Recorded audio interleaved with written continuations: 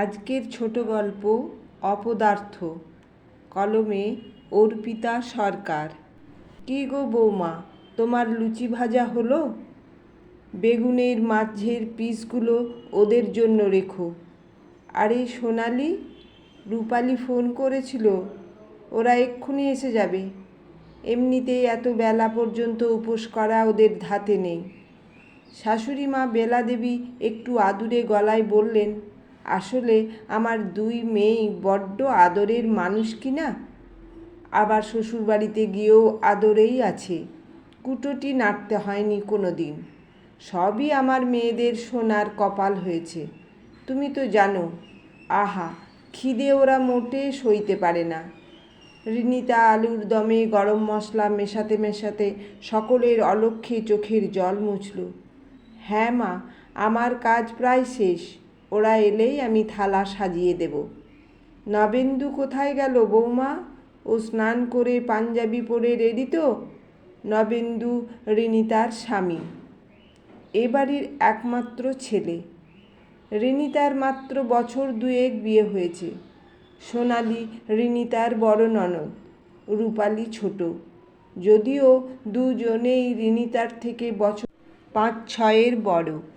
নবেন্দুর দুই দিদি, এ বাড়ির দুই আদরের মেয়ে। ভাইফোঁটার দিনেই তারা তাদের একমাত্র ভাইকে ফোঁটা দিতে আসবে বলেই সকাল থেকে রিনিতা রান্নাঘর থেকে বেরোনোর ফুরসত অবধি পায়নি।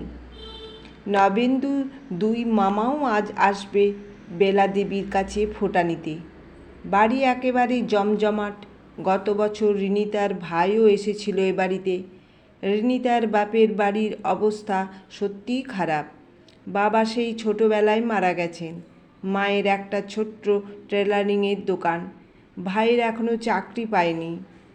রিনিতাই বলেছিল, ভাই তুই ফাঁকা হাতে চলে আসবি, পাকামি করে কিছু আনতে যাবি না যেন। রিনিতা ভাবতেও পারেনি ওর ভাইয়ের এই ফাঁকা হাতে আসা নিয়ে এবাড়ির সকলের এত ব্যঙ্গ শুনতে হবে। সোনালিদি রূপালিদির জন্য মা রীতিমতো দামি দামি উপহার কিনেছিল। ওরাও নবেন্দুর জন্য মূল্যবান উপহার এনেছিল। শুধু রিনিতার ভাই শুভই এসেছিল একটা সস্তার সুতির ছাপা শাড়ি আর মায়ের নিজের হাতের করে দেওয়া নারকেল নাড়ু নিয়ে। ভাই ফোঁটা মিটে যাবার পর ড্রয়িং রুমে রীতিমতো সমালোচনার ঝড় উঠেছিল। ছি ছি, কি হাঘরে বাড়ির মেয়ে নিয়ে এসেছে নবেন্দু পছন্দ করে। এই যাদের রুচি।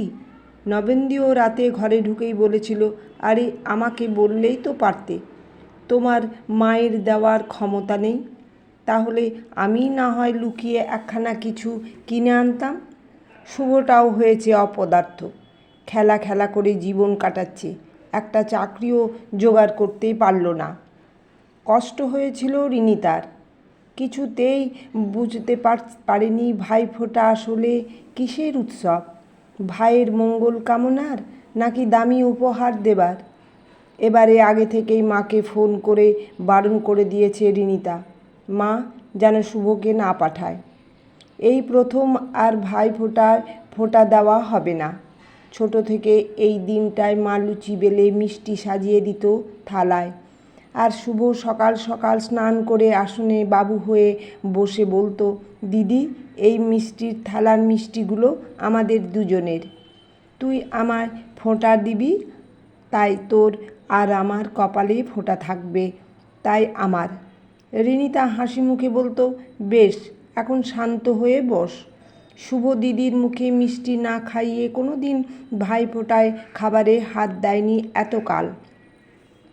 এইবার তার ব্যতিক্রম হবে। কাজ করতে করতেই বারবার চোখে জল এসে যাচ্ছিল রিনিতার। নবেন্দুর দুই মামাতো শাশুড়ি মায়ের জন্য প্রতিযোগিতা করে দামি গিফট কেনে। মা সেগুলো ইচ্ছে করেই বারবার রিনিতাকে দেখায়। আসলে বংশমর্যাদা জিনিসটা আলাদা, বুঝলে রিনিতা, ওটা সকলের পরিবারে থাকে না। বলেই মা বললেন, তা শুভকে এবার আসতে বারণ করেছো বুঝি? শুভটা এত খেতে ভালোবাসে, আজ তো বললেই পারতে। এ বাড়িতে আজ এত রকম রান্না হচ্ছে, রোজ রোজ তো সিদ্ধ ভাত খেয়েই থাকে বেচারা। একদিন না হয় বড়লোক দিদির বাড়ি এসে পেট পুড়ে খেয়ে যেত। কথাগুলো বলার সময় বেলাদেবী ঠোঁটের ফাঁকে অবজ্ঞার হাসিটা চোখে পড়ল রিনিতার। না মা, শুভ আজ থাকবে না, ওর আজ রঞ্জি ট্রফির ক্রিকেট টিমে সিলেকশনের ব্যাপার আছে। বাড়ি শুদ্ধ সকলে একসাথে হেসে বলল, কি? গরিবের ঘোড়া রোগ আর কি। তোমার ভাই খেলবে ক্রিকেট টিমে? পাড়ার ক্রিকেট আর এই খেলা কি এক হলো? গরিবেরা কি স্বপ্নও বেশি দেখে নাকি? নবেন্দুর দুই দিদি গাড়ি ঢুকলো। রিনিতা ছুটল রান্নাঘরের দিকে। সব গোছানোই আছে, এক মুহূর্ত দেরি করলেই আবার কথা শুনতে হবে। শ্বশুরমশাই ঘরে নিউজ চ্যানেল চালিয়েছে। দুটো থালায় লুচি তরকারি মিষ্টি সাজিয়ে নিয়ে যেতে যেতেই টিভিতে শুনতে পেল বারুইপুর থেকে রঞ্জি ট্রফির টিমে নির্বাচিত হয়েছে শুভায়ু দেবনাথ। রিনিতা থালা দুটো টেবিলে নামিয়ে ছুটে টিভির সামনে গিয়ে দেখতে পেল শুভর হাসি হাসি মুখটা টিভির পর্দায়। হাতে একটা ছোট্ট ব্যাগ নিয়ে শাড়ি পরে রেডি রিনিতা। শাশুড়ি মা বললেন, ও মা, বৌমা, তুমি কোথায় চললে? আমার ভাইয়েরা এক্ষুনি এসে পড়বে। রিনিতা স্পষ্ট গলায় বলল, আমি নিরুপায় মা, আজকের দিনে আমাকে অপদার্থ ভাইটার কাছে একবার পৌঁছাতেই হবে। ওকে ফোঁটা না দিলে ওর আগামী দিনগুলোয় ওর পাশে থাকবো কী করে? গরিবের ঘোড়া রোগকে সার্থক করে ও নিশ্চয়ই ইন্ডিয়ার টিমে খেলবে একদিন। তাছাড়া আমি রাত পর্যন্ত ওর কল্যাণের জন্য উপোস করতে পারি। এত আদরের মেয়ে নই কি না? আর মূল্যবান উপহারের বিচারে আমি আমার ভাইকে ফোঁটাও দেব না মা?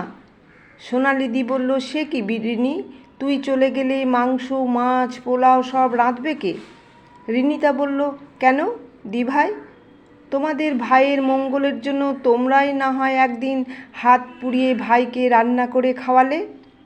সকলে থমকে যাওয়া মুখের সামনে দিয়ে বেরিয়ে এলো শুভায়ু দেবনাথের দিদি। রিনিতা নিজেও জানে না এতটা জোর ওর কোথায় ছিল। শুধু শুভর এই সাফল্যই হয়তো রিনিতাকে মুখের কথা জোগালো। তার অপদার্থ ভাইয়ের পরিচয় সকলের সামনে দিতে পেরে নিজের নামটা মুছে দিতে পারল রিনিতা। নিজের চাওয়া পাওয়াগুলোকে যে গুরুত্ব দিতে হয় এতদিনে বুঝল। বাড়ির বাইরে এসে একটা জোর নিঃশ্বাস নিল। ফিরে এসে হয়তো আরও বড় অশান্তি হবে এ বাড়িতে। গল্পটি কেমন লাগলো কমেন্ট করেই জানাবে। ভালো থাকবে, সুস্থ থাকবে।